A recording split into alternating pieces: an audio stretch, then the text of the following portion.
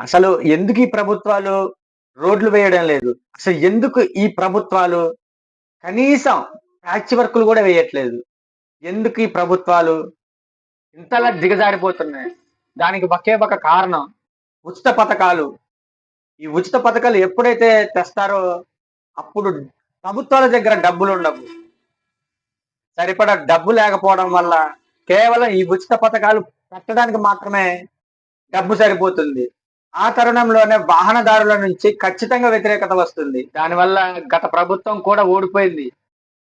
అదే తప్పు మళ్ళీ ఈ కూటమి ప్రభుత్వం చేస్తుంది. వాహనదారుల నుంచి ఖచ్చితంగా వ్యతిరేకత వచ్చిందా, ఖచ్చితంగా మళ్ళీ గవర్నమెంట్‌ని పడగొడతారు. గత ప్రభుత్వంలో చూసాం. కేవలం గత ప్రభుత్వం మందుబాబులు, ఆ తర్వాత వాహనదారుల నుంచి ఇద్దరు మాత్రమే గత ప్రభుత్వం ఓడిపోయింది.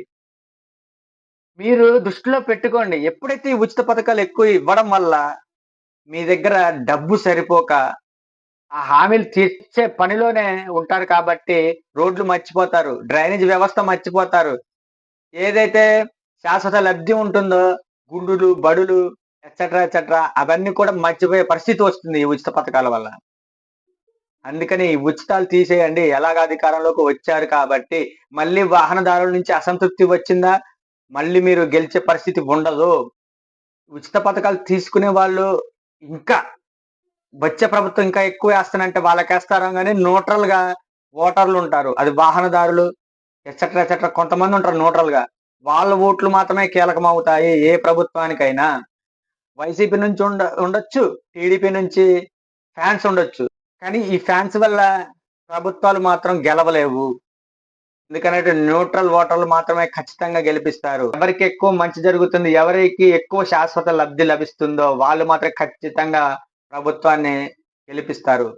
ఇక నుంచైనా ప్రభుత్వాలు ఉచిత పథకాలు మానేసి ఎలాగో రుచి చూశారు. వైసీపీ గవర్నమెంట్ రుచి చూసింది అధికారం. టీడీపీ గవర్నమెంట్ కూడా రుచి చూసింది. ఇక నుంచైనా ఉచిత పథకాలు మానేసి అభివృద్ధి మీద దృష్టి పెట్టండి. ఇంకొక జింబాబ్వే అయిపోతే గాని, శ్రీలంక అయిపోతే గాని ఉచిత పథకాలు మానేస్తారేమో మీరు. అలా రాష్ట్రం అభివృద్ధి చెందదు. ఎందుకనంటే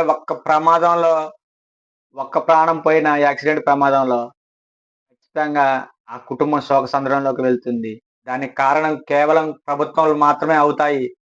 సో, నేను చెప్పేదేంటంటే ఉచిత పథకాలు మానేసి మీరు రోడ్ల మీద దృష్టి పెట్టండి. రోడ్లు వెయ్యండి. ప్రజల నుంచి మన్ననలు పొందండి.